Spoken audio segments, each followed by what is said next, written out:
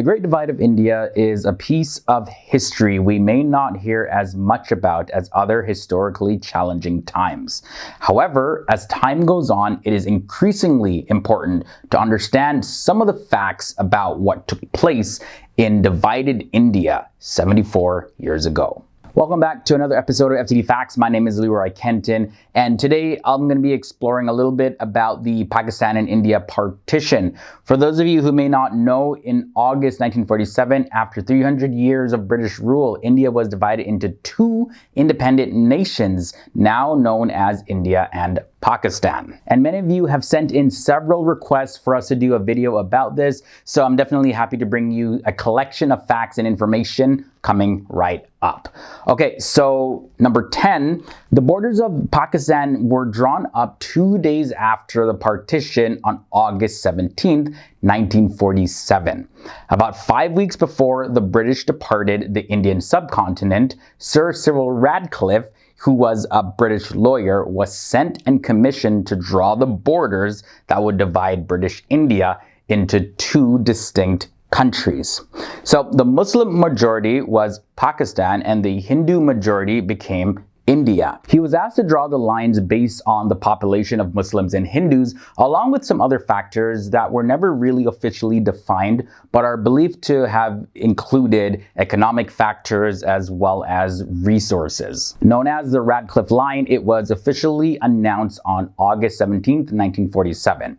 And once this line was declared, it resulted in the beginnings of the mass migration. Across the Indian subcontinent, communities that had coexisted for almost a millennia were suddenly set against each other in an alarming outbreak of clashes, with Hindus and Sikhs on one side and the Muslims on the other side.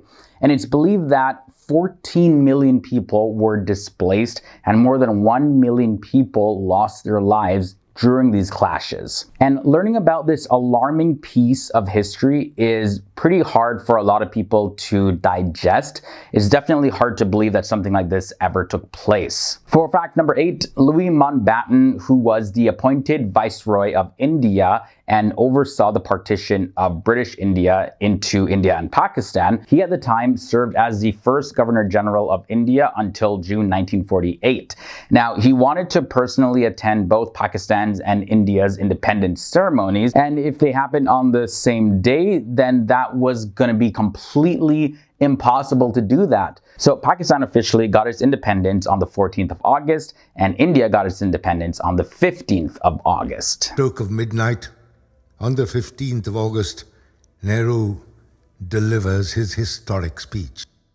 Long years ago, we made a tryst with destiny, and now the time comes when we shall redeem our pledge. When the world sleeps, India will awake to life and freedom. Now, the next fact is about Kingsway Camp. This was Delhi's largest refugee camp at that time, and it was home to 300,000 people when it was at its maximum size. Now, the Kingsway refugee camp is one of the largest and well-known refugee camps in all of history. The grounds where the camp were stretched about 25 square miles.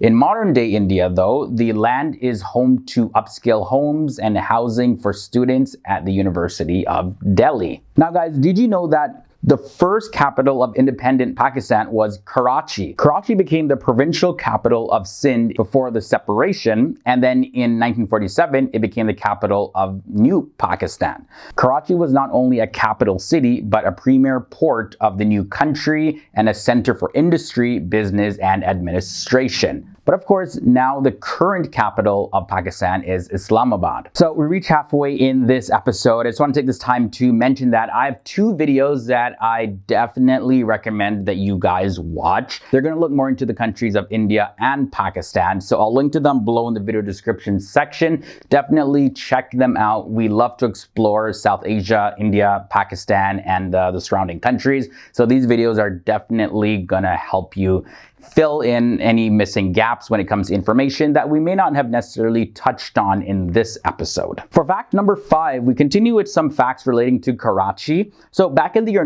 1941, Karachi had a 46.7% Hindu population, and these people fled the city during and following the partition. Nearly half of the population of the city was Hindu. As you can imagine, the migration that occurred after the border lines shifted were immense. Could you imagine fleeing a city you called home for your entire life? This is something that I personally find really hard to wrap my mind around. After the partition, Pakistan got a third of the Indian army, 2 out of 6 major metropolitan cities, and 40% of the Indian railway lines.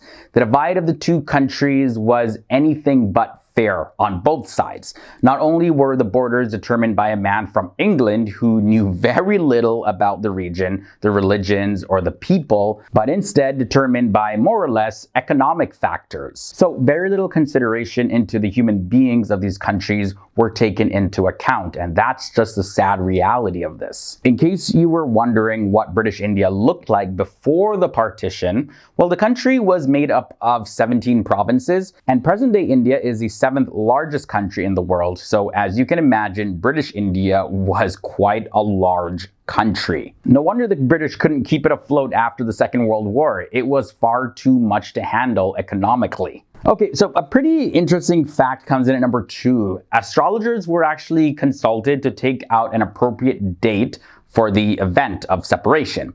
Now, the separation was an incredibly big deal that they called in some spiritual people. But unfortunately, though, these astrologers could not decide on the best date for this to happen. Either way, though, the midnight of August 15th was eventually decided. And the last fact for this episode, until the year 1948, Pakistan used the Indian currency banknotes overstamped with Pakistan on the notes. New coins and banknotes of Pakistani rupees, though, were circulated in 1948.